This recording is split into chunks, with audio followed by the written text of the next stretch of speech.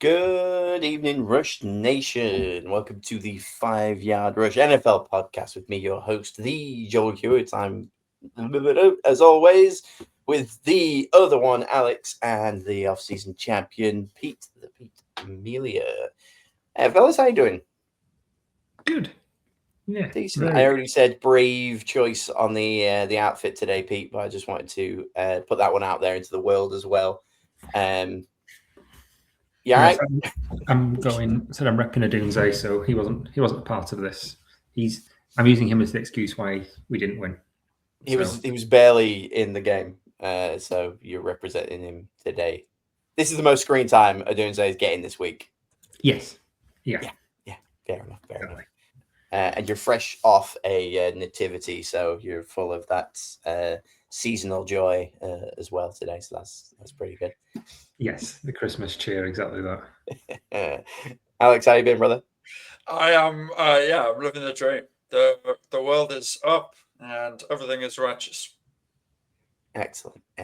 Love that. Let's just jump into some news, shall we? Zazu. Yes, Sir, news from the underground. Zazu, sir, news from the underground. And what a week for news from the classic injuries that I'm sure Pete will get to bring us all down a peg. To somebody around about my age getting a little shot. But should we start with the kind of depressing stuff? Pete, let's just get the injuries out of the way and then we can talk about all the fun things. Okay. Trey Hendrickson is out for 6 weeks. He's just had core muscle surgery for a hernia, so that's his season done. I think after all of the palaver with getting him signed to the Bengals beginning of the season and all that push, that's him now out of it. Similarly for the Bengals, you've got Higgins in concussion protocol as well. On the concussion theme, Shavarius Ward, the Colts centre back, is in concussion protocol for the third time this season, which is concerning. Very, very worrying for him. Go on, Alex. You heard centre back too. I saw your eyes. I did. I was going to call him. A cornerback, which is where Shavarius Ward plays. But he is right in the centre, back in that concussion protocol. Nicely done. Obviously, I've got, might as well mention a Doomsday. He missed this week, but he's probably going to miss about 3 or 4 weeks. It looks like it's touch and go whether he'll actually go on to IR, but he's going to be back for probably, it'd be lucky if he's back for the Lions game, I think, for the last game of the season. Could be his last game of the season because Bears went from 1st to 7th. Like, don't put that bad juju on me. Don't put that bad juju. I'm just saying. He started early with that, didn't he? He's proper laying that one out thick. You can tell the Saints got to win this week. He is absolutely fired. I'm livid, actually. In fact, you know what? I don't care about interest news. Right. Tyler Shook. What the actual Shook are you doing, mate? Like, stop looking good at this point in the season. It's like you're not even watching this podcast. We aren't going to win anything. I would quite like Baker Mayfield to get a little bit of confidence and go on to a nice little playoff run. And here you are pulling out Shedeur Sanders level plays. Should be running around with like an arm up in the air. Stop it. We've gone down to the 5th overall pick right now. And look, top 5 would be great. I guarantee we're going to do something stupid and win this week. And end up with like the 7th through 10th or something like that. We're just gonna ruin everyone's week. Back to injury news. Now we've got past your injured soul. Browns, talking about the Browns there, centre Ethan Pokic has got an Achilles tear. He's done for the season. Zach Ertz, that looked really bad. Did you see the tackle on his knee and his leg bouncing the wrong way? That was not fun. Not fun at all. There's a lot of that happens to Washington players. There's a lot of that shouldn't bend that way. And I don't like it. No. And that's him done for the season. I think that's probably him done for good now. At his age and injury that bad, it's going to be difficult to rehab and have any kind of meaningful role coming back from it. I think. And similar to Connor as well. Again, it's they're both getting on in years for players to be kind of like elite in those positions, and then to have, stuff that bends the wrong way, tearing some things. I can't see it coming back from that, which is a shame. I like Zach Ertz. I liked his like second bite of the cherry with the Commanders after a pretty successful time with the Eagles, I believe it was. Yeah. And then at the Cardinals. Oh, of course, yeah. And then in the meantime as well, and was quite solid there. You've also got for the big one is Daniel Jones at the Colts. That was a big loss for them. So he's got, again, Achilles tear, another Achilles tear. He'll be done for the season. Riley Leonard came in, got his opportunity, and then he sprained his PCL. They've got Anthony Richardson still on IR. Undisclosed reason. Yeah, being rubbish. He played like he had a damaged eye, and they just said, yeah, honestly, he did have a damaged eye. He's not just rubbish. We didn't set fire to our 5th overall pick.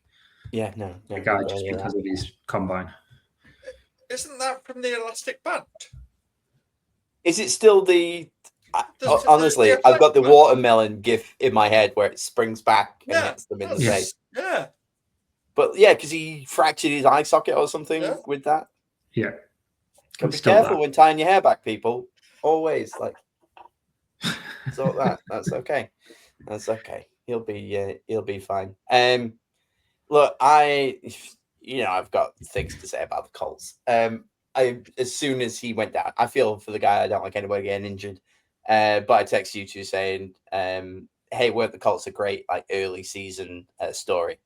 That's it now. Thanks, you've done your job. You made it kind of exciting, but the Texans and the Jags will take over from here and they'll compete for the division. And it's not how I want to be right, but so far I'm pretty Nostradamic on this podcast. So watch this space. The Lions drop off. The Colts are a flash in the pan. Said the Panthers are going to make the playoffs. All of these things tisked at by many people on the street booing me and hissing as I go by for daring to say such things. People just don't like the truth, is all I'm hearing. Yeah, that's what it is. Something like that, yeah. It's bonkers, isn't it? After they started so well to be not even in the playoffs. As it stands, not even in the playoff picture. There is in the chase now from being the 1 seed for the first couple of months. I believe their downfall started from the day that I was like, they're going to win it all. Yeah. Just determined to prove you wrong at every corner. God bless him. Is that the last bit of injury news? Well, so just the last bit of that, just to finish that kind of point off on the Colts. Jones is out, Leonard is out, Anthony Richardson is out. Brett Ripien, their QB4, is currently getting the start at the Sunday. Their emergency quarterback is Tyler Warren. And the biggest news designated survivor? Say again? Is he designated survivor if all of the Colts QBs go down in a fire at the White House? Yeah. They bring in their emergency backup. Yeah. They've got Kiefer Sutherland at quarterback. Yeah. But don't worry, they've solved it all now because Philip Rivers has officially been signed to the practice squad today. Hasn't played football in 5 years. Incredible. Yeah. Before I ask Alex about this, what I really want to know is if you come back, do you then have to wait a further 5 years to be eligible for the Hall of Fame? Yeah. Yes. So he's had 5 years. They didn't give him first ballot. So he was like, fine, I'll play again. And in 5 years, you could put me down as first ballot Hall of Famer, 49-year-old Philip Rivers. That'd be amazing. Could you imagine if he comes back and then leads them to the Super Bowl? That would be the greatest sports story of all time. Like they'll make a film of it. I mean, it'll probably be after like R-rated because all he does outside of football is make babies.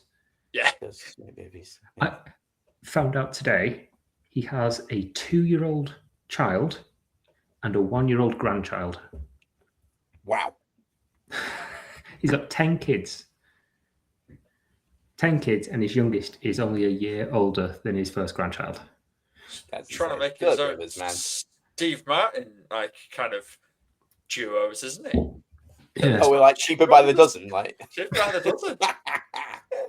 There you go. Anyone mark your bingo card for obscure movie references. In 2025, the year of our Lord, with this cheaper by the dozen drop. Yeah. Never watched the sequel. I assume it's just as good. It's cheaper better. By the baker's dozen. It's better. It's got Eugene Levy with a rival 12 children family. Hijinks. Love it. And they compete for a Summer Lake Cup with like egg toss, log roll, and a classic rower canoe across the lake. Although, spoiler alert, and I'll put spoiler alert, the eldest of Steve Martin's children is heavily pregnant, and her water breaks in the water as they go, and all the kids bond together to try and get them there. It's a cute story. Taylor Lautner's in that movie. Wow. There we go. And much like the Colts practice squad, I assume everything that you just described there, there's an egg and spoon race, and they've got a tug of war that Phil Rivers, because Phil Rivers watched Keeper by the Dozen, knowing that he was going to recreate it, and was like, guys, I've got it. Don't worry. Alex, do you have any other thoughts on Steve Martin movies or Philip Rivers besides the Colts? I wanted to play a game with both of you, if that's okay. Sure. Yeah. And I hope that neither of you have cheated, because I've seen that probably Pete's read it, and so has Joe. So, can both of you name the UK official number 1 when Philip Rivers was born? Which was, it was in the 8th of December, 1981. December 81. I'm going to say, oh, I've not read this, but I'm going to make a guess. The fact that you're making a story of it. Is it Kate Bush? It's not. No. Is it Wizard? I wish it could be Christmas every day. It's not. You say it was born in December? Yeah. Early December, so maybe a bit early for the Wizard one. It was not. It was. It still is why, which is really quite funny. It was Human League. Don't You Want Me? Oh, okay, yeah, they do. And then, can anyone name the UK official number 1 when his last start was, which was the 9th of January, 2021? 2021. I'm gonna check out some. What's him from One Direction? Not Tomlinson.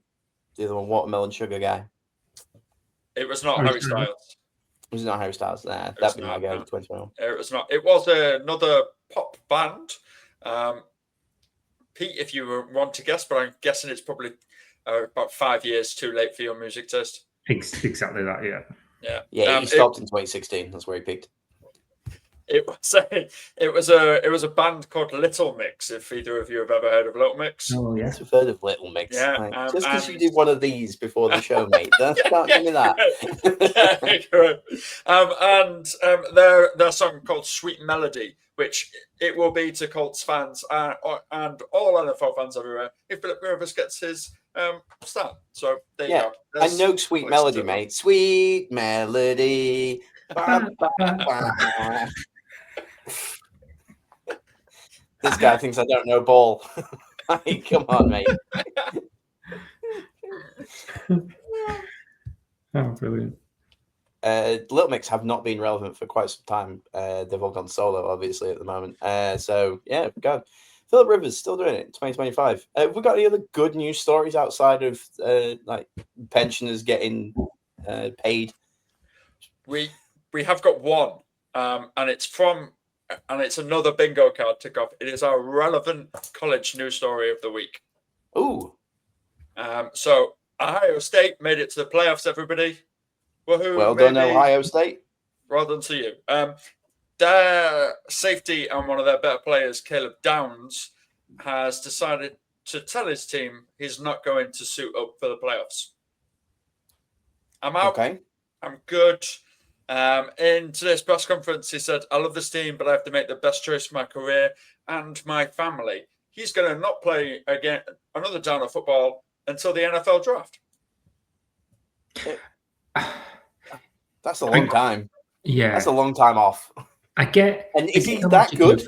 I don't want to get injured. I don't want to get injured, but at the same time, that's going to tank his stock. That's going to cost him money no matter what. Because if you just down tools because you're worried about getting injured, a team's just going to be like, that's giving Brandon Ayuk vibes. And with the 7th pick of the first round, the New Orleans Saints take safety, Caleb Downs. Yeah, but yeah, that's the last of that one. I thought you were going to talk about the Fighting Irish deciding to pull out their ball because they chucked their toys out the pram. No, I don't think Notre Dame should get any publicity or press, even from the vast viewers that watch our podcast or listen to us online. That is disgusting behaviour, and I don't believe we should mention it. Boom. Fair enough. Alex, not a fan of Irish pull-out game. Jesus Christ. It's like Philip Rivers.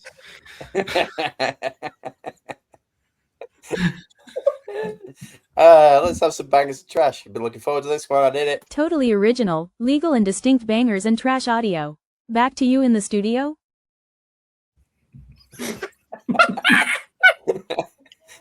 Copyright strike me now, YouTube.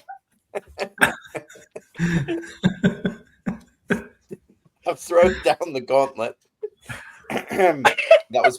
That was my voice as well. Don't accuse me of using AI. Oh, fantastic. Having a good time. Can I just say that's such a better gif of sausages. Yeah, I thought so. Honestly, half an hour of scrolling through sausage gifs because it had to be a banger. It couldn't just be a sausage because then it's sausage and trash. That doesn't make any sense. So it had to be bangers like in a pan. So there you go. Got that with the totally distinct, legal, original bangers and trash audio. And for any partners that may be watching, honestly, that's what Joel was searching for when he typed in sausages GIF. And totally distinct, legal. Yeah.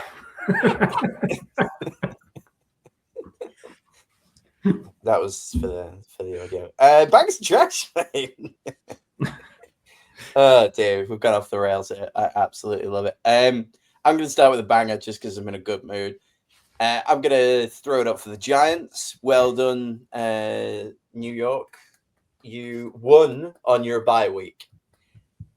Without doing anything, they went up to the number 1 pick in the draft so far. So I just want to chuck that one out there. Jameis Winston just getting W's wherever he goes. And he was all over TV as well, wasn't he, this weekend? Oh, my God. That broadcast was mad. I saw their huddle. I don't know if that was live on air or before they went in. Everything I saw was strange. It was fully live. And then he wanted to give a W to Gronk, which was in the shape of a cookie. And then Gronk said, I don't eat W's. All I do is spike them. And then Jameis Winston looked like he got upset because Gronk was going to ruin his bit. And then, oh man, it was like he was giving affirmations to not only everyone on the squad, but all the teams they were covering. He was bigging the Rams up. Oh man, he is definitely going to be a member of that Fox crew when he retires, whenever he decides to do it. And I know that you find him insufferable, but he is going to give us so much joy every week. And I really want him to get a horse live on set. I forgot what we named the horse in the group chat. We were having a good time. he feels like he could play that kind of Micah Richards role in the studio. You know what I mean? Where he's the humor, and if he doesn't take himself too seriously, he'll add a bit of levity in there, and it'll work really, really well. Remember, it's in short bites as well, so you can flick to something else in your quad box. There'll be all sorts of stuff. They'll be throwing him out of an aeroplane to do a report. He'll be live fighting a hurricane. He'll be baking cookies on a beach somewhere. Like, he'll just be doing all sorts of crazy news reporter stuff whilst trying to comment on actual sports. They're like, can we legally fire him out of a cannon? And he's there lighting the fuse, being like, too late, you know. The name of his horse was Duval, and that was that was because he operatically sung Duval, which obviously is the Jaguars like thing that they do. So Jameis Winston. And you said he sounds like he's calling his horse, and then that led to his horse is probably called Duval. There it is. Nice. Jameis Winston. And somehow the Giants being on a bye week ended up being a banger. Who's got anything for me? You got any bangers? Got any trash? Legally distinct? Can I rip off a plaster? Can I? Please. In the bangers, can I put the Packers? Yeah, go on, mate. And I want to specifically call out three particular players. Firstly, it was a brilliant game. Anyone who watched it, really fantastic game. I could have put trash for a few people, bangers for a few people. Could have put trash for the refs. The refs were awful. They were awful in favour of the Bears mostly, but they were awful no matter what. There were some really questionable decisions all the way through that game. But I've got to call out Christian Watson, Keyshawn Nixon, and Jordan Love. Absolutely balled out. Keyshawn Nixon had the game-winning interception. He'd not had an interception all week, and the Packers fans were getting on his all season. Sorry, the Packers fans were getting on his back all game, giving him all sorts of grief because he had a couple of fouls, got into a fight with Luther Burden, I think it was. He somehow the Olamide Zaccheaus touchdown. He did the perfect coverage, big dive, and it just shot through his hands. I don't know if you saw it. I don't know how he didn't catch that. I don't know how Zaccheaus did, and I don't know how he didn't, because it just went straight to his hands. So he did everything right. It was just so much velocity, he couldn't get his hands on it. But I thought he played really, really well all game. He made a few really, really big stops in there and really stepped up. And if anything, the reason the game was as close as it was, apart from the refs, was Jordan Love and Christian Watson were too good. They just kept scoring that quickly. They were just absolutely... Watson had Bayard and CJ Gardner-Johnson on toast. And he was just he's ripping off these big plays. So the offense would come on, just go, make a huge play. Apart from the final touchdown, were in, scored, and off really quickly. So their defense just got absolutely knackered, which meant in the second half, the Bears came back and made it really, really close. And that was just, because the defense was absolutely gassy. And Parsons said afterwards that it's not fun constantly having to deal with that run game, not getting a rest, having to chase Caleb running around. So yeah, I thought the Packers were excellent. Jordan Love was superb. I saw a thing earlier on PFF gave him a perfect rating being under pressure. So on the blitz, under blitz. So when he was blitzed, he had a 99 QB score, which is ridiculous because he was just Bears blitzed and he just let off massive touchdowns. 2 or 3 of his touchdowns came from that. So yeah, fantastic game from him. They played really well. It was a really entertaining game. I wish we hadn't had the interception at the end because Ben Johnson's already said if the Bears had scored that touchdown, they'd have gone for the 2-pointer.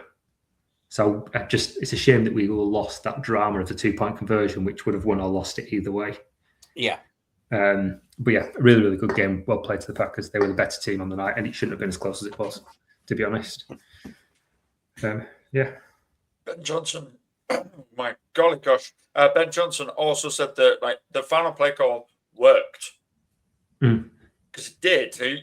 I don't know if you've seen the clip, but it completely did. Cole Kmet's defender dropped, Swift's defender dropped, like to GJ Moore. Nixon made a heads-up play, and that was awesome. It was incredible. Because he was covering DJ Moore, wasn't he? And then he stepped off to cover. That's it. And like that's not coaching. That's not scheme. That's not that. That's just pure individual brilliance of reading football and going, nah, this is that. I can make the play to save the game, and obviously he did. And it's those fine margins. But like the other thing that if you are a Bears fan and watch it, because obviously we've got Pete and me and Joel have decided to jump on the Bears bandwagon.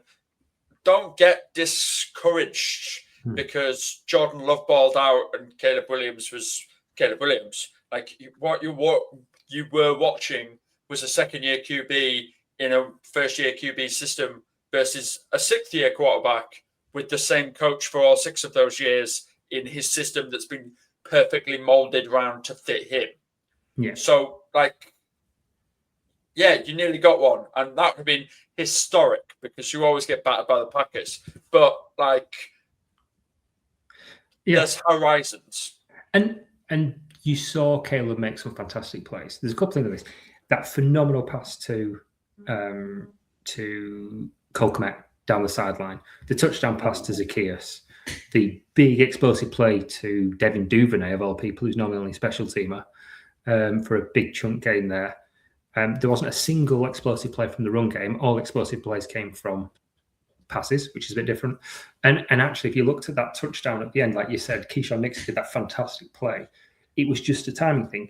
If Caleb had thrown it quarter of a second earlier, it probably gets to Cole Kmet and Nixon doesn't get there. If he'd have held off a quarter of a second late when Nixon moved off, DJ Moore was wide open.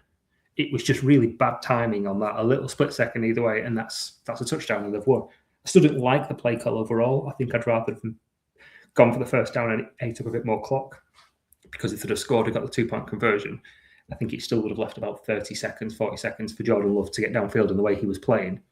Because Ben Johnson even said that, and I suppose that's the biggest testament to how good Jordan Love was.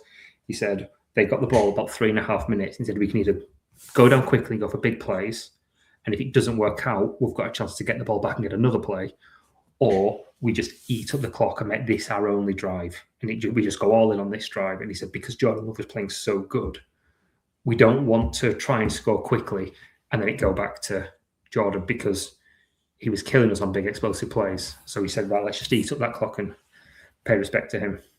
Yeah, wasn't a bad Bears game, was a good Green Bay game. That's the kind of thing. Like I didn't catch the very end of it. I was like half asleep by that time. Long day out and about with the fam. But from the bits that I was watching, I just really enjoyed it when it was early doors, low scoring. They just kept kind of like trading back and forth, and it really. I just can't wait for the playoff football, man. Like each week there's something like that where I'm like, that is just an absolute winner goes home like type game. And yeah, it could easily have gone one way or another. I think the same kind of goes for the Monday night game where, similar situation, picked off in the final play, could have easily gone one way or another. So great to see, love to see it. Bears still going to probably be fine. I don't know who they've got this week, but back in it's the only good game they've got left. It's Browns, Packers again, 49ers, Lions. So it's a brutal end, but Browns should be the gimme, you'd hope. Yeah, and they're going to have to go all out in that last week as well with the Lions, because obviously divisional and all that stuff. Nobody's going to be sitting anybody. The playoffs are going to be there for the taking. Decent. I'm going to toss it over to Alex. Got any bangers or trash for us? We've been quite positive. Yeah, let's talk about the Lions. Holy moly! We never talk about the Lions. Let's do it. What a football game that was! Like, wonderful. Cast your mind all the way back to Friday morning or Thursday night. 44-30. Holy moly! Gibbs, we've talked about him all season. We'll talk about him all season long. That kid's a monster. He's an absolute freak of just nature. He's awesome in so many ways, and I love it. And the reason why I love it is because he has now absolutely battered some very, very legendary players with what he's managed to do. That wasn't me. Is everybody okay? Yeah. Cat flap. That's his safe word. Right. Okay.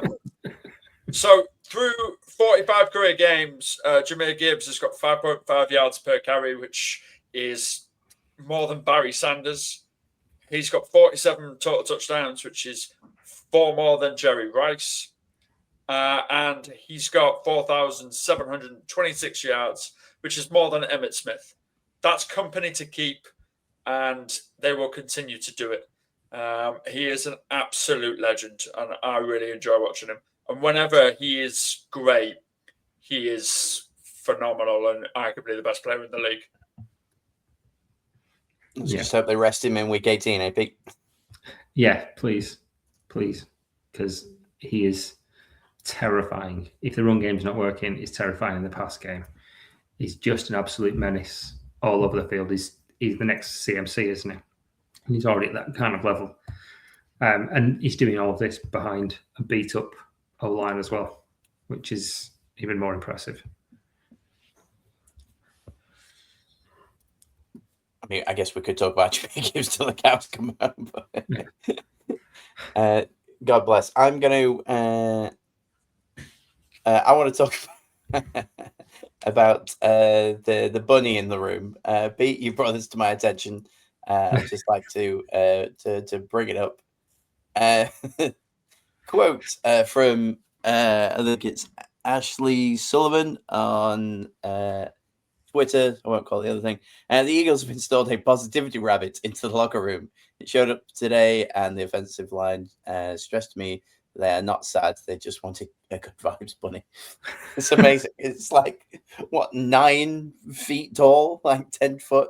Happy Easter bunny rabbit inflatable thing, just like bang in the middle of the locker room.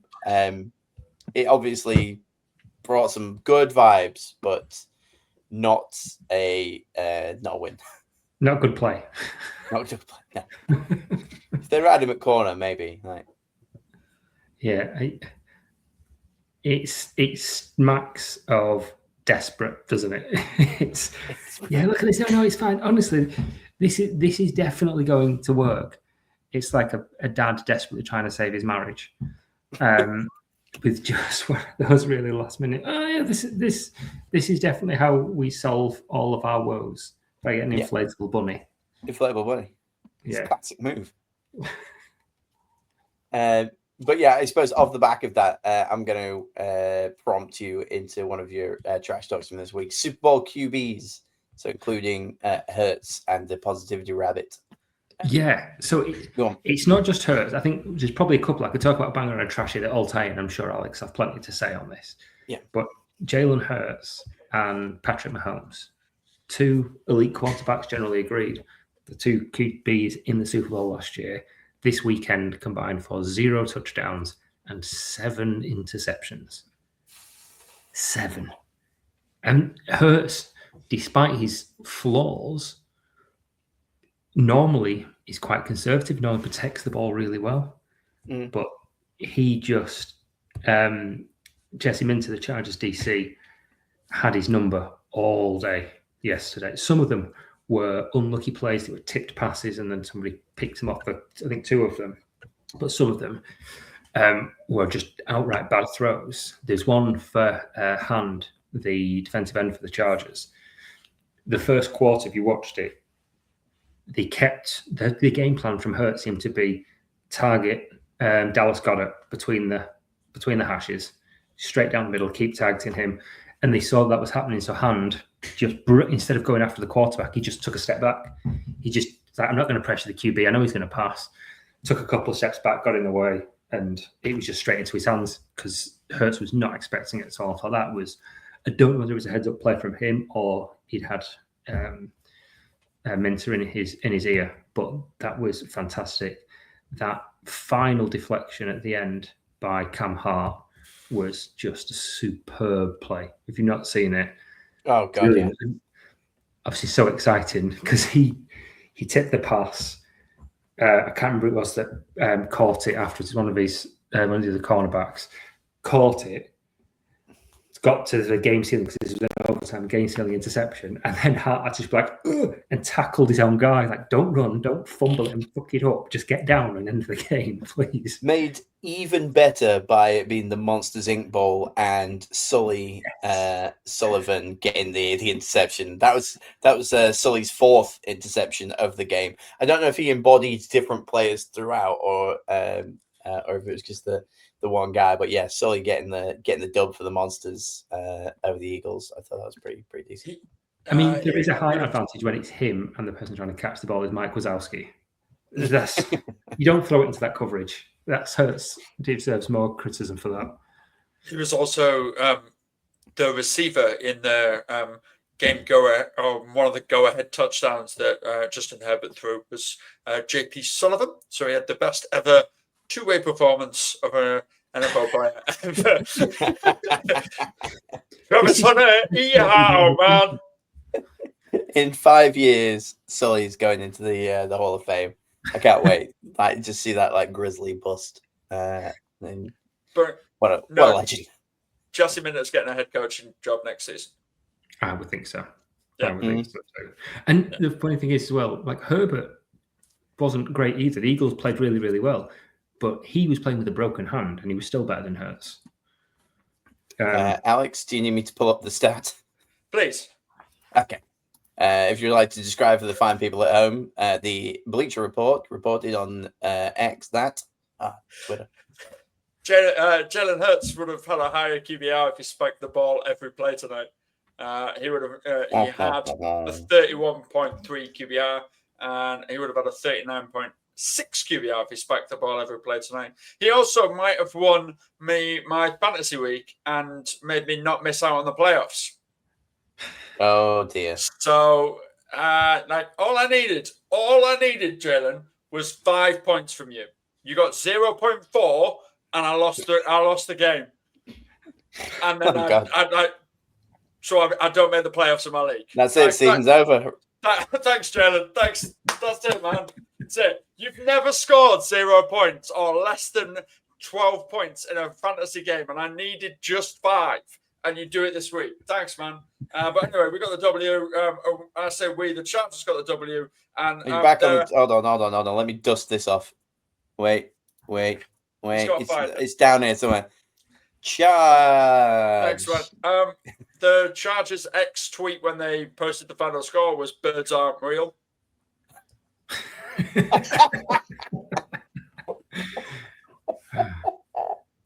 Chargers social media team always wins. Jim Harbaugh said, "I put it in the discussion with the birth of my 7 children, my marriage. It's in the conversation." and who could forget a $262 million quarterback absolutely blanking the reporter at the game, the end of the game. Just walked away constantly 3-4 times and was like, "Yeah, I don't actually really want to talk to you." That was really bad from him, actually. To be fair, I didn't like it. But he's the only NFL quarterback in the Super Bowl era to complete under 50% of his passes, throw for under 150 yards, get sacked 7+ times, have multiple turnovers, and still win. Incredible. And the Chargers also called out our friend Adam Rank as well. Did you see that? When the worst person you know made a good point, and it was the thing where everybody picks the Eagles apart from Rank. Also, final 1 point. Shout out to the 6 Broncos fans that were in the Eagles end. Was it just like hanging around? Yeah, there were 6 fans all wearing the bright orange of the Denver Broncos, sat in Philadelphia. Well, there's not really ends in football, which again is something that weirds me out as a football fan. But whatever, there were $6 Denver Broncos fans sat in the stand that is normally reserved for mega Philadelphia Eagles fans. So I hope they really enjoyed the game as well, you utter tools. They were just thinking this is where we secure top seed and we just want to cheer on the Chargers losing. Oh, yeah, maybe that was it. the division. Yeah. I'm going to bring up the other part of the Super Bowl QBs having a rough time. Alex, you've sent what you've put in a contender as maybe like one of the top memes of the season from at NFL memes on twitter.com, showing the Chiefs falling to 6-7. Don't you dare. And the Dolphins being at with 6 wins and 7 losses, being the cool, funky guy on the golf course. Same. Do you know who either of those are, by the way? No. Yes, I know both of them are, yeah. There we are. Thank God. Pete, do you want to educate him? The Chiefs is Tiger Woods and the Dolphins is John Daly. So, right, okay. So John Daly has a thing that he now plays on his YouTube channel in bare feet and drinking considerably, and just absolutely rips them and is an absolute legend. The reason why I think that's probably the meme of the season is not for those two teams in the same category. I've seen it used so much this year. Yeah. Like, it has been used for everything. The most common person that is John Daly is the Carolina Panthers. Like, that's the ones that I've seen this season the most, because they're the ones that have shocked everybody the most. But it has been used so much, and it has brought me joy every time, because as a fan of golf, I know how great Tiger Woods is, and I know how not great John Daly is. And that's not, and please, let's bring out the second obscure movie reference. I'm not excluding John Daly's performance in Happy Gilmore 2. He was excellent in that movie. He was really he good. Deserved all of his plaudits for it. He was hilarious. But on the golf course, John Daly is a questionable human being. Fantastic stuff. I'm gonna bounce off of the back of that, keep the good times rolling. The 6-7 Miami Dolphins. I came across a banger this week, and that is that the Dolphins can still make the playoffs if now. Get your pens and pencils ready for this one. Clearly, the Dolphins have to win their last 4 games against Pittsburgh, Cincinnati, Tampa Bay, New England. Pretty tough, not impossible. Stranger things have happened. Okay. They also need the Colts to win 1 or less of their next 4 games against Seattle, San Francisco, Jacksonville, or Houston. Colts probably going to lose all 4. That's a shoo-in. Chargers to lose against all of the their next 4. Kansas City, Dallas, Houston, Denver. Possible. Yep. Yeah. The Chiefs to lose 1 game out of the Chargers, Titans, Broncos, and Raiders. Again, Chiefs are definitely going to lose 1 more game. And then the Ravens to also lose 1 more game. So Cincinnati, New England, Green Bay, and Pittsburgh. The Ravens are going to lose one of those. So as long as the Dolphins win their 4 games and the Colts only really get... I think the Chargers losing out is going to be the difficult one. Yeah. And the Dolphins can still make it. And it's got nothing to do with the Bills, which is crazy. Yeah, that's bizarre. If they come in as the 3rd team from a rubbish division, essentially, they could just sneak in. I actually think that could be, and I wonder what the odds are on the bookies or anything like that for that, because that could legitimately happen, especially with the Chargers.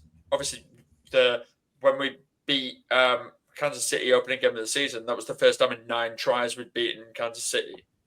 And then you're looking at Dallas, who the main one is Dallas in Dallas, or is Dallas in LA? Because if Dallas is in Dallas, Dak Prescott has not put up less than 30 points this season in Jerry World. Houston, obviously, their defense just rocked Patty Mahomes. And then Denver is Denver, so they'll probably win 10-7.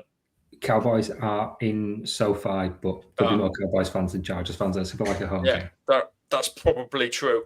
So again, and it's a dome as well, isn't it? So Dak could probably throw for at least 30 points. And if Herbert plays the way that Herbert's played last night, he won't manage to get 17 points. So he'll be the situation. That possibly could happen. And that's mad. Yeah. I mean, this is my quite a difference between the Eagles D and the Cowboys D. So this is one of my favorite times of the year. Usually it's the Raiders trying to mathematically work out 17 things that are going to happen to hopefully make it into to the playoffs.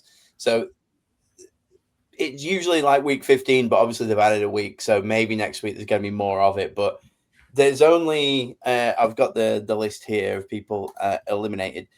There are only 1, 2, 3, 4, 5, 6, 7, 8, 9 teams eliminated from playoff contention. And I was having a good laugh with Alex earlier that the Bengals are doing worse than the Falcons, but they still have a shot at 4-9 of making the playoffs. Like, what a trash division that has been. So yeah, we're gonna start getting some weird maths. I think a lot of these teams that we see here, Ravens, Chiefs, Dolphins, Vikings, Bengals, if they lose their next game, I think that's it. You fork them, don't you? They're done. Potentially Cowboys as well, but that kind of depends a lot on what happens with the Eagles, with them dropping off. I just can't see anyone below the Cowboys making the playoffs, apart from maybe the Cincinnati Bengals.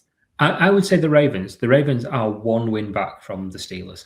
I know it's 1.5 because of the tiebreaker. But they're horrible at the moment. That's my problem. Yeah, and Lamar's the worst he's ever been ever. Yeah. Yeah, it's true. But all it takes is if he suddenly starts to feel a bit healthier, then they could go and run. But I don't see it. But we'll probably come to that. I just I just realized whenever we pull up a graphic, in my view, Mike Wazowski's Pete, but me and Joel are fine. It just covers Pete completely. Yeah, it's just if we lean over one little bit. If we lean over there, it's fine. But then when it's there, it's there. Bless him. It's better when it's like the bunny or something, though. So we've just replaced him completely. Thanks for coming, Positivity Bunny. I just realised that's a microphone and not a cigar as well. There he's holding. Cigar. Happy Easter. He's like the baby from Who Framed Roger Rabbit.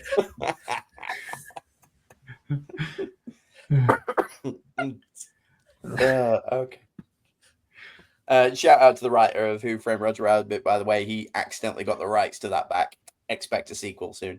Amazing. I didn't know that. Yeah. That's awesome. Yeah. I don't know if they just let it slide or if he actually just waited it out, but he's really pleased to have the rights back because he's once been doing the thing some justice. So there you go. Right, let's keep on. I think we're kind of going off the rails here. But I do love it. It's one of those crazy weeks. That's everything that I've got for bangers and trash. I just listening to you guys. Pete, talk to me. You've already talked the Packers. We've already talked Chargers. Give me your other banger.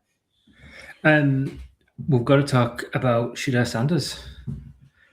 FYI, if you are going to, be sort of famous for a particular celebration, you're asking for it, aren't you? Yes. You are just seeing the entire Titans defense all in the end zone with their fists in the air. Fantastic. Yeah. But now we need to caveat this, kind of paraphrase Sir Alex Ferguson and be like, lads, it's the Titans. But Sanders had a day. He was fantastic. It was 364 yards, 3 passing touchdowns, 1 rushing touchdown. Yes, he threw an interception in there, but he balled out. Now, there were some big yak plays, like a little dump off to the running back. Yeah, Judkins. Yeah, Judkins, who just went to the field. He's so good. I love watching Judkins play. He's such a good player. If that team gets good, he's going to be the next elite running back. He's fantastic. It's just, but yeah, Shedeur played well. He's been told he's got the job to the end of the season. right? now. So it's his for the next 4 games to make a claim for himself. And if he plays well, the fact that they lost, if he plays well, then suddenly you've got a high-profile quarterback that's got talent and he's starting to show it, and a really high draft pick, so they can put some pieces around him quickly. Now, it's going to be difficult with the centre out, Pocic. I'm not sure how to pronounce it. I think it's Pocic. Pocic. But if he can, the opportunity, he's now got the opportunity that he wants, and he does have talent. So he's shown it today, and let's see how he can play out the next couple of weeks. He's got a good opportunity next week as well, because we've seen the Bears will give up explosive plays left, right, and centre. So he should be able to get some momentum going there as well. But does he have a coach that fully believes in him? Because I personally think that what Kevin Stefanski did this week, even though it's for Shedeur Sanders and we rag on him a little bit, but me personally, I think that's inexcusable. I think game on the line, 2-point conversion. I like, you've got a quarterback hate him. Yeah, I would rather he be on the field at that point, because clearly, if he's not on the field, you're snapping it straight to Judkins, because you've been doing that, since you started Shedeur. Judkins forgetting to do the lateral, fine, he choked in that point. Would Shedeur have done the same? Probably.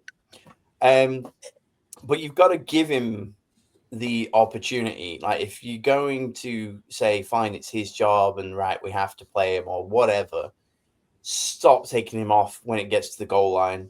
Like, it doesn't make any sense. Like, who are you? What are you trying to prove at this point? Like, it's one of those. I can't fully dislike Shedeur Sanders unless you let him stay on the field and prove me right. I don't like that you take him off and it's like, well, I wasn't on the field. Like, if I were there, it would have been legendary. But it was not legendary. I guess that's the opposite. It's not firm, it's just flaccid. Yeah, just one of them. And the stupid thing is, Stefanski's got one shot to save his job, and it's not winning out.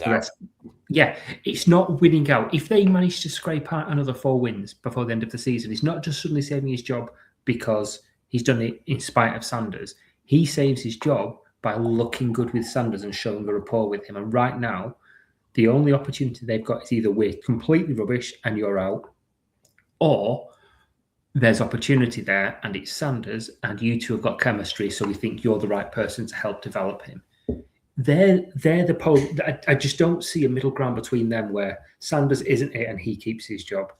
So I don't get what he's doing. It's almost like he's trying to go, when I think Sanders is rubbish. So when he's rubbish and I lose my job, I'm definitely going to lose my job, but he was rubbish. So what chance did I have? I wasn't given any opportunities. I was given 2 crap quarterbacks. Please hire me somebody else. He needed to commit and support Shedeur. He did, and that was his one shot to keep his job. He's gone. He's 100% gone. So then the question that I'll ask to both of you is, in that division, do we get a clean slate? Like we talked last week, the Tomlin's under pressure. They didn't look any better this week. Like the Ravens under Harbaugh were terrible, as well as their 35 games under 500 since 2013 against other playoff teams. So that's a statistic that's not taken them any further. Zach Taylor, yes, his best player went out, but again, he's not been able to build a team around Joe Burrow. He's not been able to fix this defense. He's not been able to kind of do it. Are we going to get that full trigger? I'm aware Zach Taylor's the one. Zach Taylor's probably the one that's like, right, we'll give you another chance, another year, because it's there. It's the steepest one. But if there is going to be a division where we see all 4 ever, because I don't think it's ever happened, could it happen here? No. And I'll say 2 things. I don't think, Tomlin doesn't get fired. Tomlin won't get fired. They've not fired a head coach since 1968. It's just not what the Steelers do. It's not what Rooney's going to do. He won't lose his job. He might not get re-signed, but he won't get fired. So that's me just probably splitting hairs. Or he might walk and say he wants a new challenge. I don't think so. I think they'll continue. They'll get into the playoffs and be like, we're not going to fire a coach that just got us into the playoffs, because they're probably getting there. Yeah, and what if he takes another team to the playoffs next year? He gets 9 wins and makes the playoffs, and he keeps his dreams alive. Yeah, it'd be just like who was the Bears guy that's gone to the Super Bowl and got fired? Lovie Smith. Bears said, we never should have fired Lovie Smith. Took us to the Super Bowl and blah blah blah blah blah. Or the NFC Championship game. There's also, I don't think Zach Taylor should be fired. He's got crap defensive coordinators. The bigger problem there is the GM. It's not Zach Taylor, because offensively, and he's offensive head coach, they're good. They're an exciting. They can put up score, and they can, in obvious passing downs, they can still do, in obvious passing situations, they can still be exciting. So I don't think that he needs a better DC. But results are results. So it's easy to put him in the firing line. So I think he probably will get fired, but I don't think he should. And Harbaugh's not getting fired. No chance. They should change OC. Categorically, they should change OC, but I don't see Harbaugh getting fired. So I think there'll be a lot of coaches being shuffled about, but not necessarily head coaches when it comes to that. Yeah, there's normally 7, and I think it's probably only Stefanski that goes. It wouldn't surprise me if he then went over to be the OC in Ravens if they got rid of Todd Monken.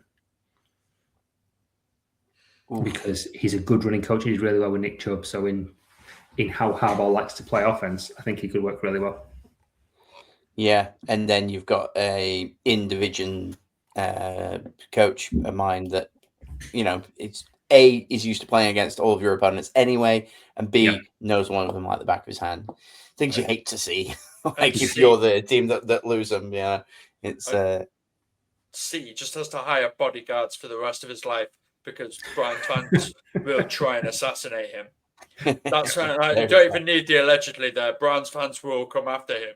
That would be not worse. Allegedly. That is happening. That would be worse than when LeBron left and people were burning his shirt. That would be the betrayal of all Cleveland, that you go to Baltimore to be their OC, a team that stole our team. It would be I can't see that ever happening, I must admit. But if it does, please inject it. It would be great. Yeah, that was one exchange I had on TikTok. I think it was after last week where somebody said, can we not just ship the Browns off and get a new team? I was like, you already did that. We got the Ravens. It's like, why not again? All right, fine, fair enough. We can't just keep making the Browns a different team. Let's stop. God bless them. Alex, you still got some things that you want to talk about? Talk to me, Goose. Can we talk about George Pickens losing his mind?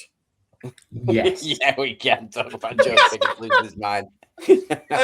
Yes, we've already discussed kind of Jermaine Gibbs being absolutely amazing and this game being incredible. But Richard Sherman, yes, that Richard Sherman was doing the telebroadcast for this game for some strange reason. I've got no idea why. He has no link to any of these teams and isn't charismatic at all. I'm firmly on the George Pickens bandwagon of hating Richard Sherman, but I am very, very.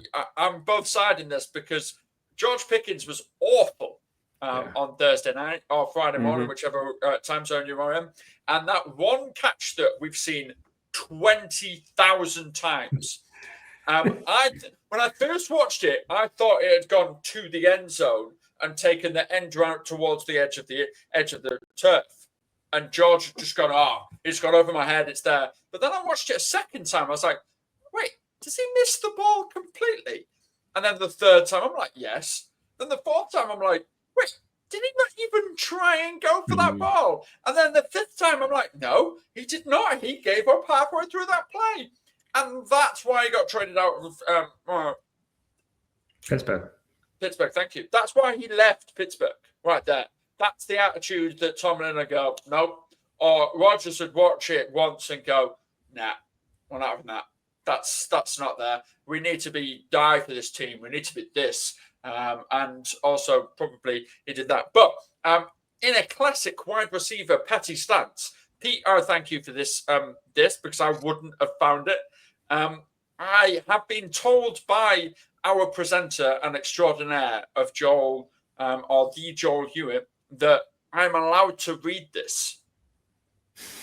So, because if you missed this, there's something about people with your particular hair color being accepted in a community that Pete and I are not.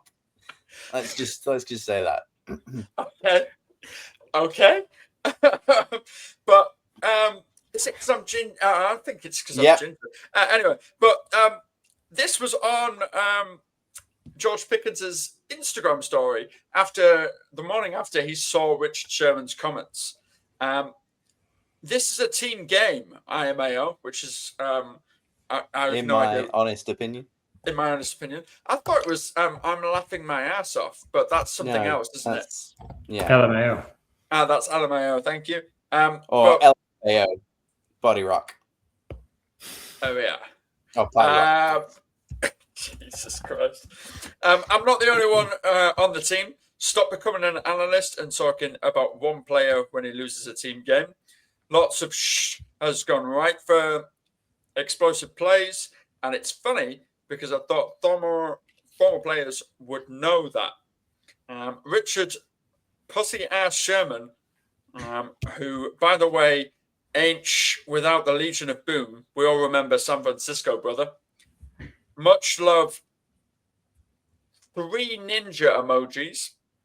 Don't well speak pronounced on me unless you know the game of football as a former player, not a dick riding fan / analyst that act like a double team is not a thing or certain bracket coverages don't exist. Knowing you play ball, which show me you a leech weirdo. Now, Twitter, eat this up. 5 laughing emojis. Clout our world. Firstly, credit to Pickens for still calling it Twitter. Like, you automatically get a dub from me, my friend. But yeah, he went off at Richard Sherman. Poor defenseless, like no muscle tone Richard Sherman ever since like he got out of the game. He's just a bag of bones. And I saw something where Cam Newton was talking, and he was like, "Oh, you do these things, and you've got to be like a mouthpiece. If you've got the same opinion as somebody else, often a producer will be like, you need to say something different." So maybe that's the case. But yeah, come on, Richard Sherman should know better. And I liked him as a player because, as we've established, I like it when players are utter arseholes, especially in the cornerback. So the whole put me up against a whack retriever like Crabtree poetry. Love that. Put it in the Louvre.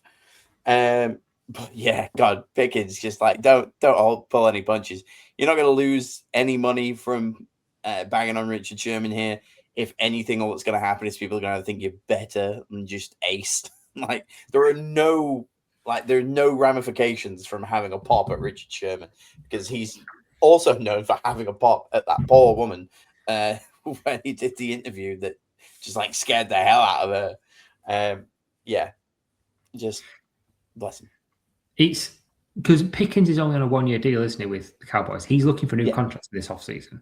Mm-hmm. And he was in line for he still is in line for a big payday because he's been fantastic all season. But that low effort game on Thursday was really bad.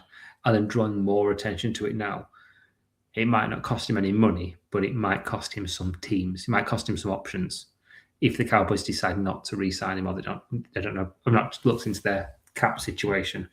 But yeah, he's not done himself any favours at all in a contract year. I disagree. I think he has done himself favours with the one owner that doesn't care about wins, but does like being in the press. Yeah, true. So he's absolutely. I cannot remember a time when George Pickens wasn't a Dallas Cowboy. Even when he was a Pittsburgh Steeler, that man was a Dallas Cowboy. You could see it in his eyes. They'll sign Brandon Ayuk in the offseason. You know it's coming. Love that. Love that move. Yeah, get all the reprobates in. Does that mean they're getting Rashid Rice as well? Yeah, bring him in. That's a twofer. He's a bit of an ass, and he has a criminal record. So, like, woohoo! That's a perfect Dallas Cowboy, that, isn't it? On that, as an aside, did you see that tweet that was doing the rounds this week? Like, when Rashid Rice just got absolutely smacked by the Texans defenders, like, that's what it's like to get hit at full speed and someone run off. Like, poor guy did get folded in half. But right, there's no allegedly for that. He did that. Yeah. He did that. Yeah, we did that. Can't libel us. Yeah. Absolutely savage. Go on, Alex. You still got a couple of bits before we move on to the topic of the show. Can we feel sorry for the New York Jets, or do we not feel sorry for them when we laugh at the New York Jets? We'll give them a second, but like they've not been relevant. I don't even recall. Did they even play this week? They're on a bye, right? They're on a bye, yeah. But they obviously they were eliminated from the playoffs for the 15th consecutive year. That is the longest in American team things. Which for some reason those stats from Fox Sports didn't include the MLS, which I'm a little bit annoyed about. But all right, give them a pass. It's Fox. What more do I want? So in Major League Baseball, the NFL, the National Basketball Association, and the National Hockey League, no other team has not made the playoff for 15 consecutive years. Wow. Good work, Jets. Just out here breaking records. So they had a bye week as well. So both New York teams on a bye, got a win. Love that. Love that. Yeah. Just breaking records and getting high picks. Sorry, they got battered by the Dolphins. What more are we talking about? Yeah. See, I don't even remember that. Yeah, they got beat 34-10 by the Dolphins, of course. Yeah, they did. That's absolutely baffling. Wow. There we go. Just goes to show that it just was not worth even keeping an eye on. That's how relevant they are. Yeah. In a high-scoring game, we didn't even realise. We're just that rubbish. Which is a shame because you know I enjoy a bit of the Jets, and I like a rubbish game as well. But I don't like a blowout. I like two rubbish teams going against each other.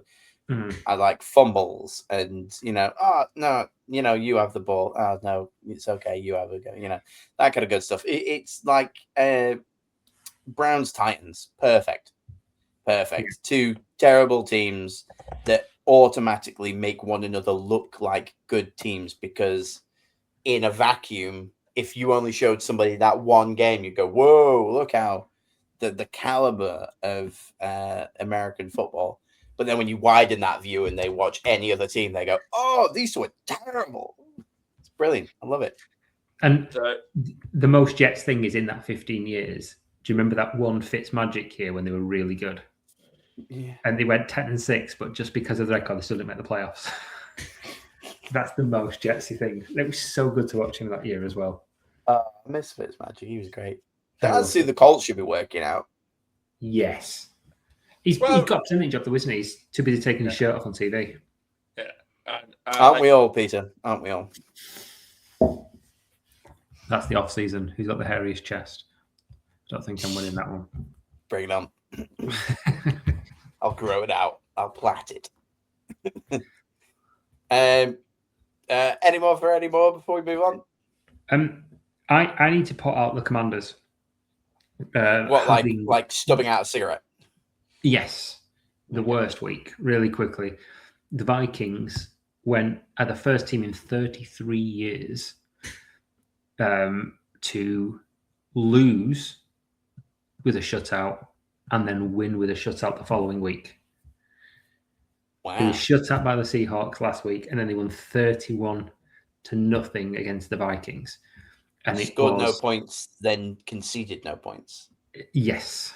Yeah. Brilliant. And the Commanders were rubbish. And they lost Ertz, and they rushed Jane Daniels back, just like we said they shouldn't. And his non-injured arm got injured again. on a tackle. I think was it when he threw the interception? Threw an interception and then in the follow through got his arm injured. Oh, it was interception or something like that, or incompletion. But it was a bad play all round, and then he got injured again when they shouldn't have been playing him. They could have saved so much face by just playing Mariota, who was a relatively hot hand. Yeah. And just let Daniels go and sit in his little VR room and just like learn some more, rest up. You look confused. Have you not heard about him, like his VR training? Oh, yeah. No. This is what he did before the season started, wasn't it? Before he even became a pro. Yeah. So he's got like a proper full-on like VR rig that he has like, and just like plays it all out and just he's the full lawnmower man experience. Yeah, but he plays it at 2 times speed to help his processing. Oh yeah, I forgot about that. Yeah, so that's what's helped his processing. Just like, right, get these plays in, load them all up, and just play it really, really fast, and just get the ball out quickly. And wow, and we said it before. I won't harp on about it, but Dan Quinn's job wasn't at risk. So use the excuse of saying we're not going to play him. Get a really good draft pick, get an elite piece. You've gone from an NFC Championship team to really bad, but you've got the excuse of Jen Daniels has been out a lot. Get a blue chip piece. Even if you want to trade back, get a couple of first rounders from a really high pick and then rebuild and go again. Because you've got an old team. You need young new pieces. Stop trying to win. Now it's not helping you. Yeah, give it up. Yeah. Everybody now, bottom half of you, like give it up. Let's just cap it there. There's like 3 weeks. Unless you're playing the Packers, Lions, or Vikings. Was JJ McCarthy actually good? Because I must admit, I did not watch a second of this football game. But I've got a stat line of 16 of 23, 163 yards and 3 touchdowns, which isn't screaming good to me. So I don't know if he was good or they were really bad. No, McCarthy looked solid. All 3 of his passing touchdowns were to tight ends, 2 to Josh Oliver, 1 to TJ Hawkinson, and Jordan Mason ran 1 in as well. He played well. He played good, safe, sensible football. Yeah, it was. He played the game he needed to play. He got quite a few. He got short fields from defensive turnovers, and they ran the ball well as well. So yeah, he had a good game. So you couldn't really. I don't know whether it was him or it was 9 playing, and I can't remember which one of them's good and which one of them's not. But he's a bit like the Panthers, isn't he? You don't know when it's going to turn up on the day. So yeah, couldn't fault him. You grieving? Oh, he's talking to the dog. Yeah, no, she's. Of course, it's the show dog. Bodog, the show dog. No, she's stuck her nose in, but she's having none of it. She's gone. But she just keeps rattling that door, so then it looks like there's some kind of possession going on back here. Bless it. All right. Realized that I left the news ticker on throughout all the bangers and trash. Just gonna pop that one up just because I can do, and nobody reminded me. And we are on to topic of the week. I just wanted to do this so that I could do this.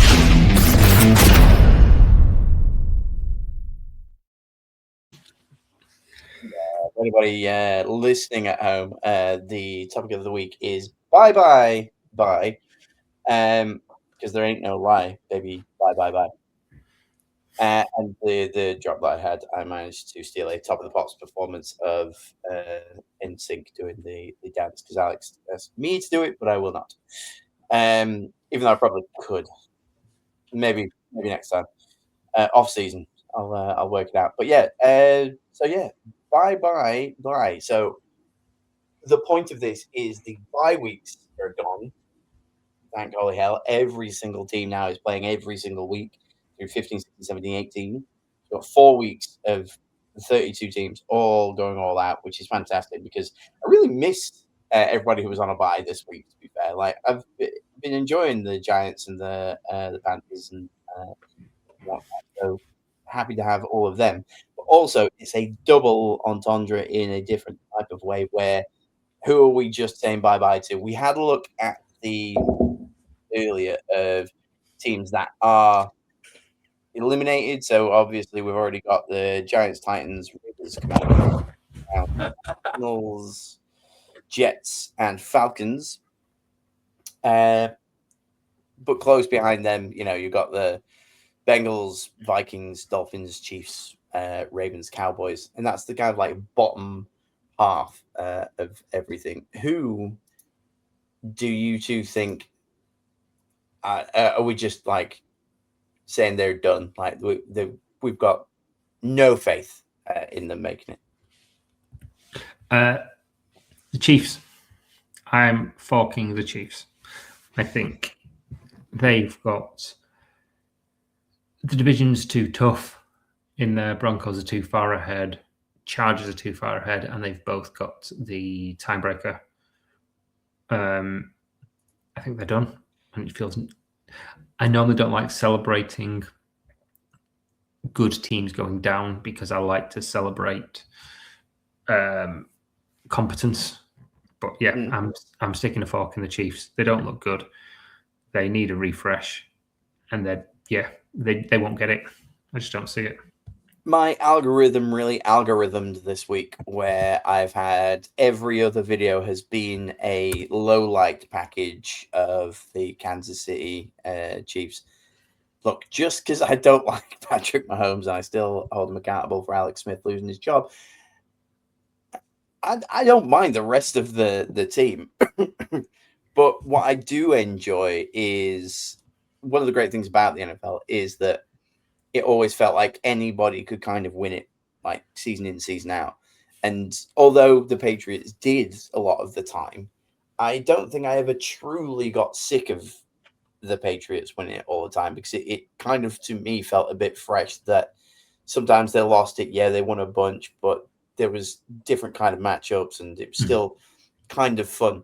What we've ended up with the Kansas City Chiefs is just the same kind of playoff run from them all the time, and that just bores me. And so them like dropping off peg pleases me in the fact that it just kind of opened things up a little bit. Also, the talk of Mahomes is clearly going to outshine Brady.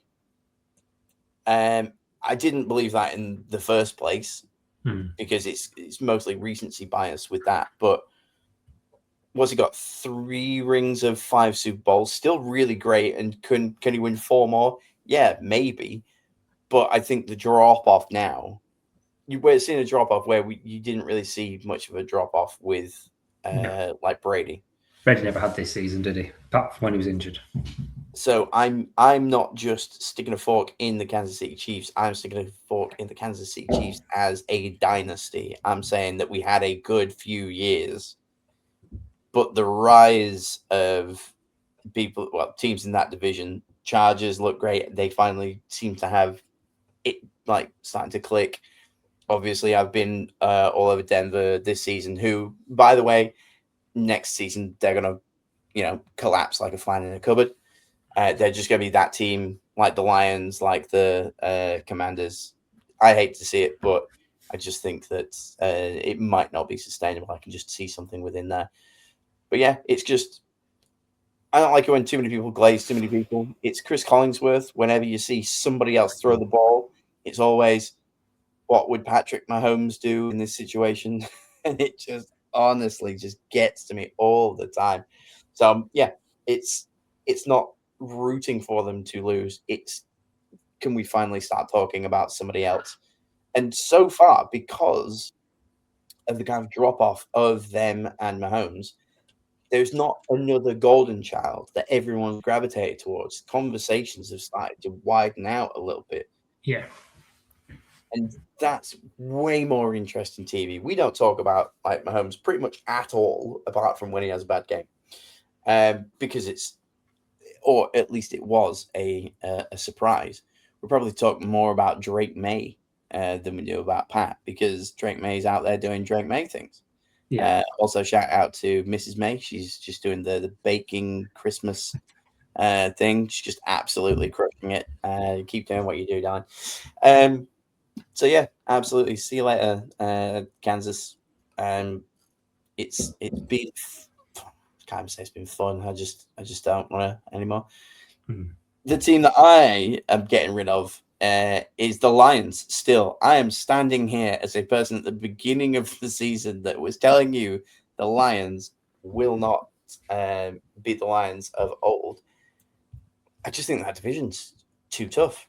And they've not done anything to kind of like wow me. They're sat 8th in the NFC right now. It's going to be Green Bay and Chicago from there. Obviously, there's often 3 teams from one division, but I don't know. As good as Gibbs is, I just still have that feeling that Detroit are done for me. And now I've just looked and they've got the Bengals, Browns, Ravens. No, wait. That was their earlier schedule. Whereabouts are we? I cannot see there. For the Lions to come in, they're getting rid of one of the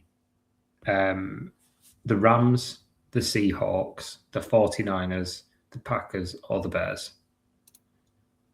That's who has to drop. Now, Bears seem the most obvious because of their tough schedule and facing the Lions at the last week. But they're going to put a lot of pressure on there. They're going to end up, if they don't make it, they're going to have a fantastic schedule. A fantastic end result if that is their schedule. But you're saying that's wrong. Yeah, well, I'm just looking now. It's Rams, Steelers, Vikings, Bears. I think Rams will get the win. I think Steelers could really be pushing to win their division. So stranger things have happened. They'll beat the Vikings, and then that Bears game will be winning in, I think, between the two of them. I think that's inevitably what the show writers really want from this, is to have that interest in Week 18, which is what they really want by always having it as a divisional thing. And it's for me as well. Oh, is it? Yeah. That is tough. Yeah, that is tough. Yeah. It's the Lions. Alex, is there anybody that you've had enough of that you're just calling it now? I know that I can't take no more. It ain't no lie. I want to see you out that door. Baby, bye to the San Francisco 49ers. I'm sick of it. Get out of my life. I'm sick of it. Wow. Nice. I'm absolutely sick of it. They're currently not in the playoffs as we would end the season right now, which makes me... 9 wins is crazy. They are, sorry. They're in the... they're the sixth. They are the 6th seed. So I apologize. The Bears the 7th. But their schedule makes me feel like they're probably still going to make the playoffs, and it hurts. They have the Titans, the Colts, the Bears, and the Seahawks. They will beat the Titans because it's the Titans. They will beat the Colts because the Colts are not going to win another game. They will lose to the Bears, and I hope that the Seahawks game is winning in, because the Seahawks have an equally difficult game or equally difficult schedule. They have the Colts, the Rams, the Panthers, and then the 49ers. So the Seahawks, if they manage to get two of those, the Rams will also be their kind of division seed split. So it will be easier for the Seahawks to qualify over the Rams, because the 49ers don't have any divisional stuff over the Rams this season. So that's my thing. I want the 49ers gone. I don't like them. I think that they have picked the wrong quarterback half the time this season, and then picks the right one the other half. I really hate that their wide receivers half-ass it half the time. And I'm just not a big fan. Can you just say the Bucks? Okay. I was gonna say, look, I can see it. Like I quite like San Fran, but the thing is, the kind of honeymoon period or whatever that may be, the early, I enjoy watching these guys, it's kind of worn off. They seem to struggle even to get a win right now. If you stuck them in the playoffs, I think I've said before about another team, it would be a waste of a playoff spot. I would like to see him in there as a full fit and healthy squad, starting the right QB, Brock Purdy. but not the San Francisco 49ers that we've seen for the past 5 or so weeks. If they show up and play like they could do with a full squad, then it could be fun. But now I wouldn't be too sad because, to be fair, the Rams and the Seahawks getting in is plenty for me because they are playing exciting football. Both of them you could see like in a Super Bowl, and the Niners could cost, the Panthers from getting in, potentially the Bears from getting in. Cowboys even still have a shot. I would rather see either the Cowboys, Panthers, Bears, even at this point, the Lions get in over the 49ers. Yeah.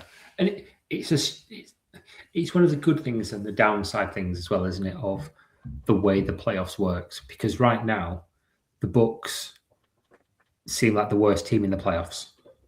And they're in such a strong position because it's them versus the Panthers, really, isn't it? Yeah. And they feel like one of those teams, like those people that try to stay under the radar and traitors. Yeah. Like, don't pay attention to me, because as soon as you pay attention to me, I'm out. And that's the Bucs. The Bucs and the Steelers are screaming one and done teams in the playoffs. Yeah.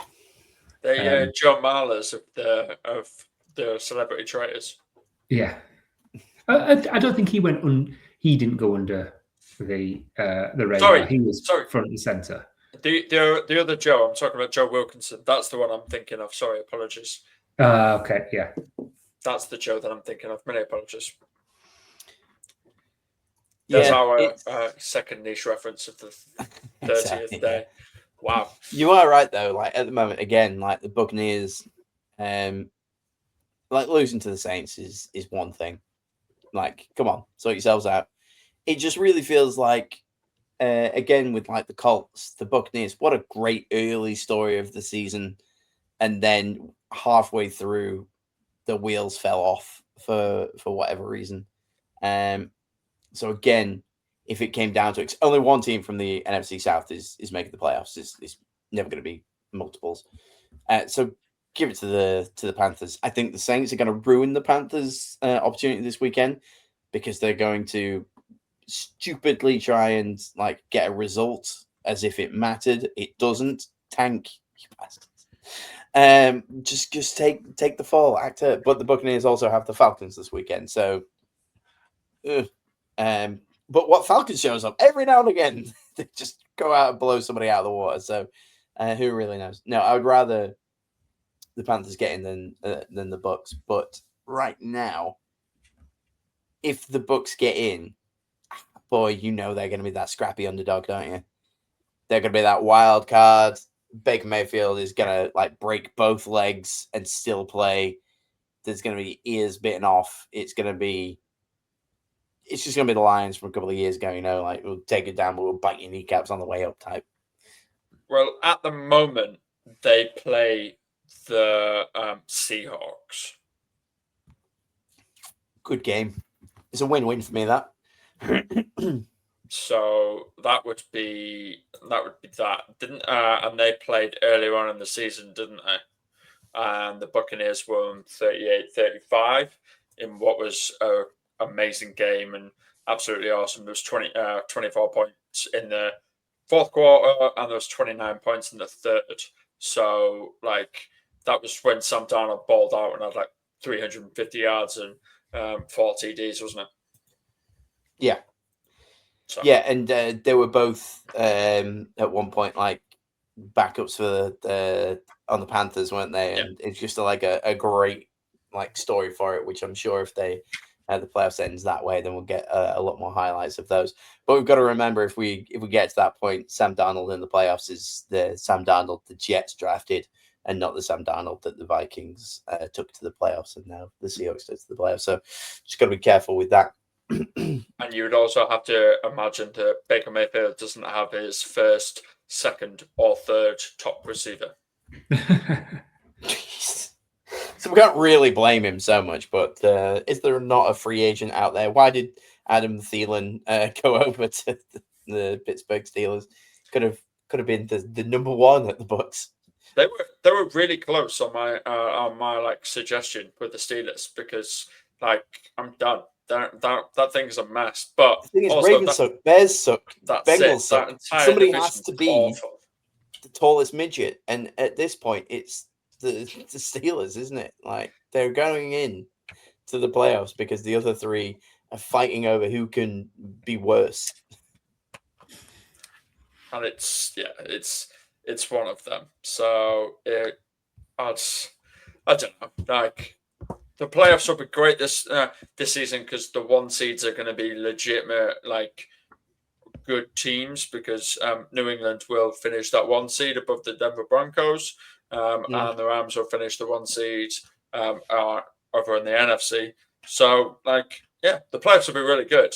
I can't wait. I'm so ready for the playoffs, man. Like, I hate that there's 18 games before the playoffs. I like that there's more football. Don't get me wrong, but I'm ready now. Like, I could just be in a coma for 4 weeks.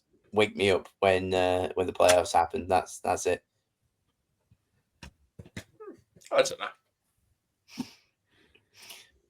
Let's do it. Let's go to the.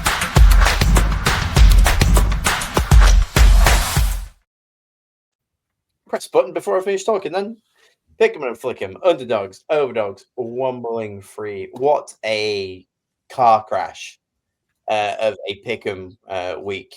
I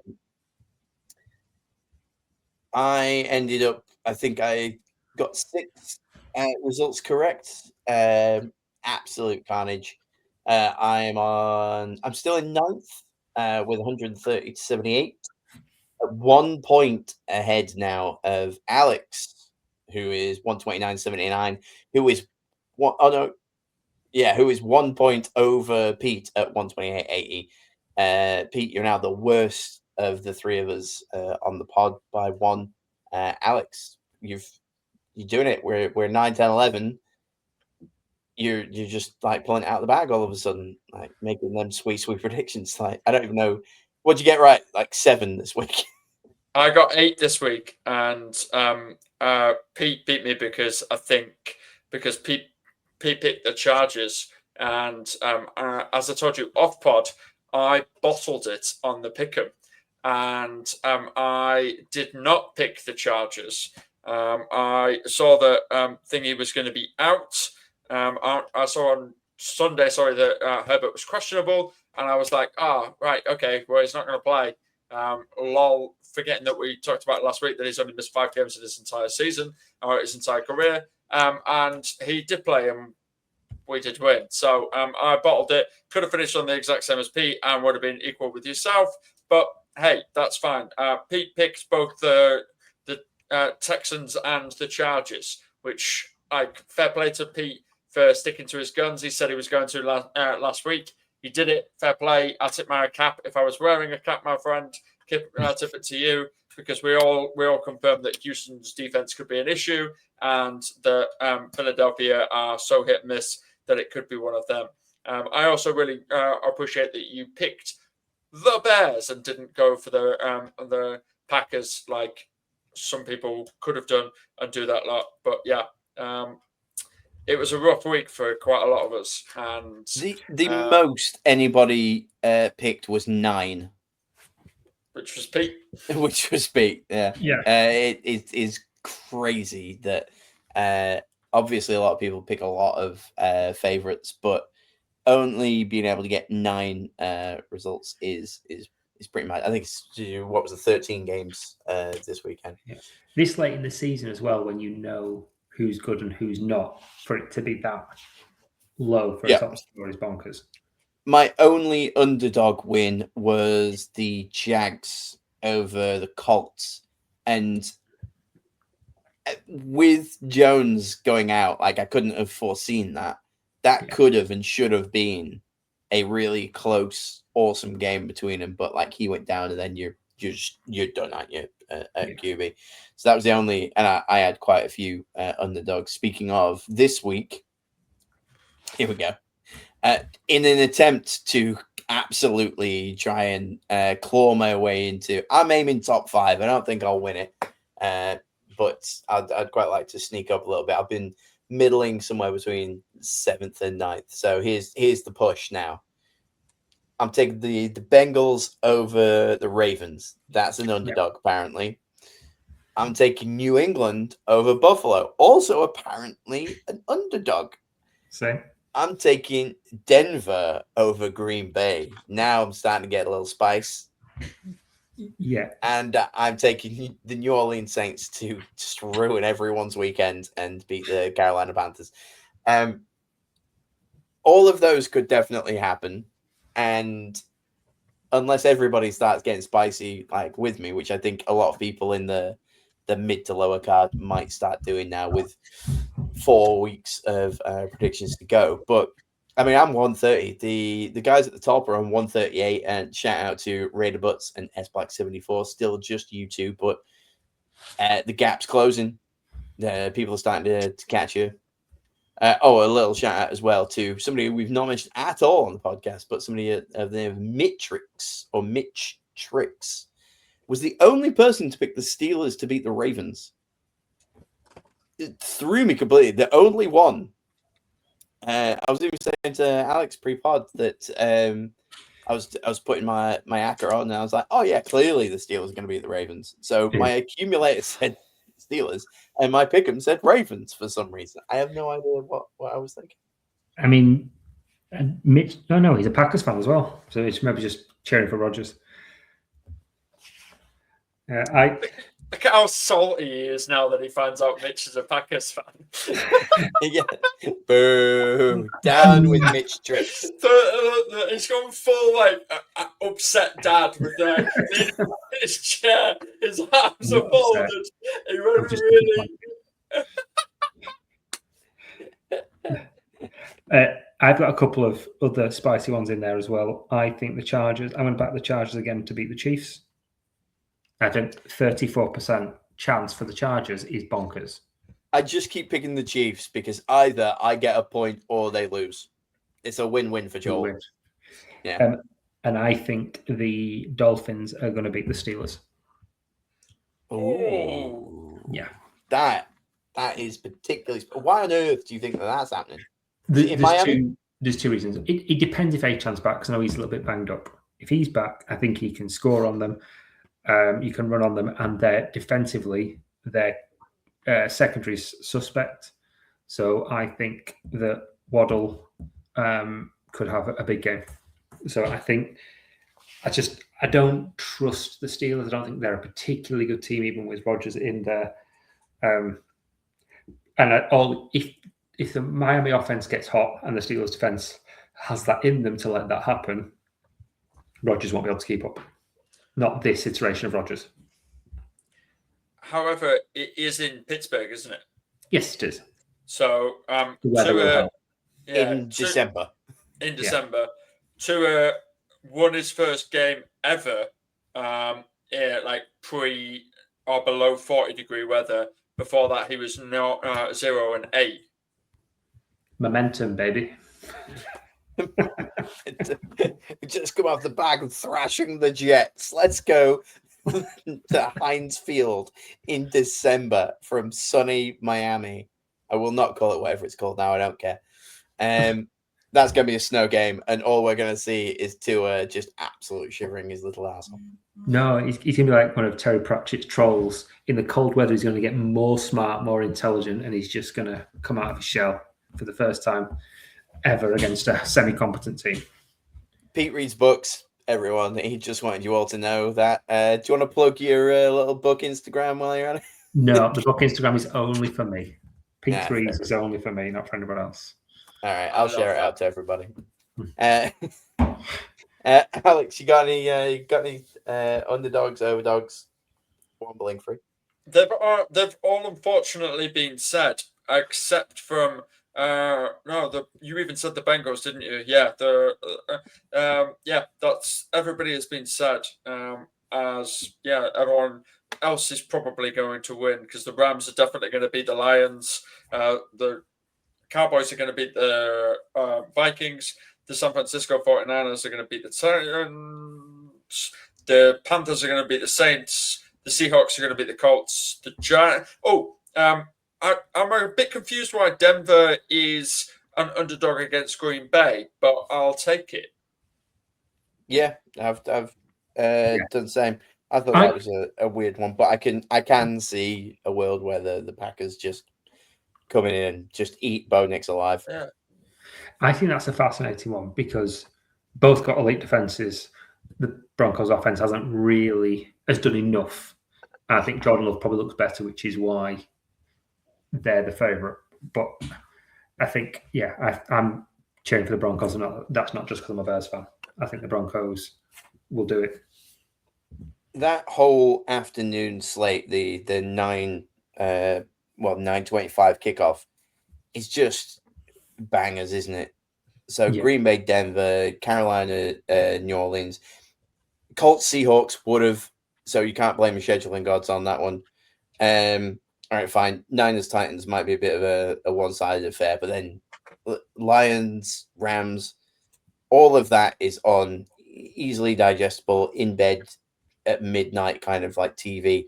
And I don't particularly care about Dallas, Minnesota, or Pittsburgh, Miami. So whoever scheduled them as primetime, fair play to you. Like, crack on, mate.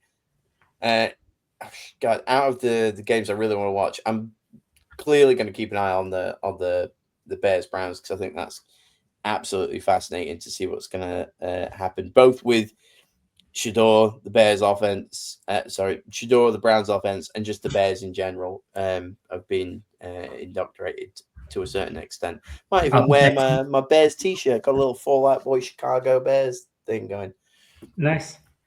I'm going to be betting on the over for interceptions for Shador Sanders. I reckon he's going to throw at least 2, probably 3. Ooh, nice. I think that piece. I'm going to check the odds on that because I reckon that's going to happen, and the Bears will win because of that. Interesting that Sky has 3 games on at 9:25 this week UK time, and 2 games at 5:30. So they'll be playing the Buffalo Bills, New England Patriots on Sky Sports NFL, but on Sky Sports Plus, they're going to have the Ravens Bengals, and then their main game at 9:25 is going to be the Lions Rams, but they'll feature on Plus the Colts, Seahawks, and the Packers Broncos. So it would be intriguing to see what Channel 5 does. Yes. 5 can double up with Sky if Sky have already chosen something, but it's like a double header. Basically, Sky are allowed to show 2 games at the same time. And if they do, I think 5 can also show one of those. So as not to like monopolize it. They just get dibs. So I pick this game, you pick that game. I'll also pick this game. That kind of back and forth. I just had a thought then. I was like, we haven't spoken about the Raiders at all. Was I wrong in thinking that all the bye weeks were over? And I've just had to like have a little scroll and be like, oh yeah, it's the Eagles against the Raiders. That's going to be carnage, isn't it? Yeah, but there's a reason why we haven't spoken about the Raiders. Geno Smith. Yeah, it's Geno Smith. It's all his fault. Yeah. We didn't speak about them because it's Geno's fault. Yeah, like if you want to be interesting, don't be Geno Smith. Apparently so. It's just the score, unfortunately. And then if we're really excited, we all think that the Giants are going to beat the Commanders, and then Jameis Winston's going to celebrate with Duval, like bringing out his horse. Bring out, his pony Duval. Like riding it around, just screaming Duval. Yeah, that's going to be good. And they said Winston's starting there? Is Dart not back? No, Dart's playing. Is he? Okay. Yeah. Well, that's good. So that'll be worth a look. I mean, what's going to happen is going to be a lot of people screwing themselves out of that top spot, but I don't think anyone really cares about having the number 1 pick this year. So they're like, one of us will take it. I reckon the Giants win that game, and then they go 2-11, and then I guess we'll just see what happens with the draft picks. Just absolute carnage. I love it down there. I think the Green Bay Denver is really the game for me this weekend. I've got Green Bay from the start of the season. I was like, they're going to the Super Bowl, and I've been riding the Broncos from like preseason, saying they're going to win the division and all that stuff. So it is a bit. I don't like it when mom and dad fight, but also I would like to see who will win out of like mom and dad. Right? So yeah, give me Green Bay Denver this week. Yeah, personally, it's the Lions Rams. like I've seen that a lot. I'm torn between the two. I am the child in your relationship. I'm more emotionally and at Christmas invested. as well. Yeah, I'm more emotionally invested in the Packers Broncos game because I think the Broncos will win that. But I think for pure entertainment value, I think Lions Rams is going to be box office. So the answer is, who do you want to be with? Do you want to be with the more emotionally feeling one of Joel, or do you want to be with the fun guy that is going to be Alex? Alex, clearly, I'm fun dad. I'm going to spend my evening with my Auntie Sharon, Bengals, Ravens. Yeah. I'm sorry you had to do that. That must be really rough for you at this time. I hope you get through it. And on that bombshell, Auntie Sharon, shout out. Thank you everybody for watching. We kept it under 2 hours this week, so everyone gets an early night, even though we started half an hour later. Thanks for watching. Cool outro saying.